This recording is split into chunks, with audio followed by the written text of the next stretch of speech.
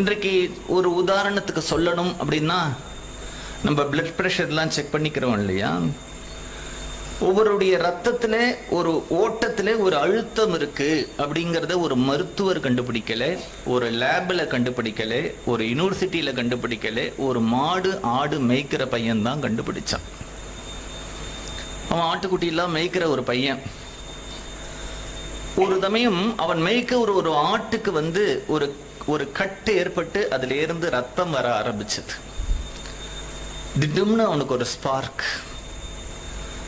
அந்த ஆட்டிலிருந்து ரத்தம் வழிஞ்சதுன்னா அப்படியே தோளோட தானே வழியணும், உடம்போட. அது ஏன் இவ்வளவு தூரம் தள்ளி விழறது அப்படின்னு அவனுக்கு ஒரு கேள்வி வரது.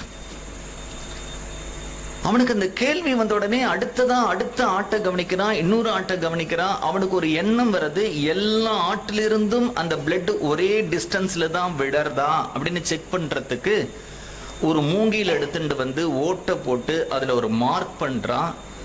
அப்ப அவனுக்கு ஒரு கணக்கு வருது, எல்லா ஆட்டுக்குட்டியிலிருந்து வர ரத்தம் ஒரு டிஸ்டன்ஸ்ல தான் விழருது அப்படின்னுட்டா அந்த ஆட்டு உடம்புல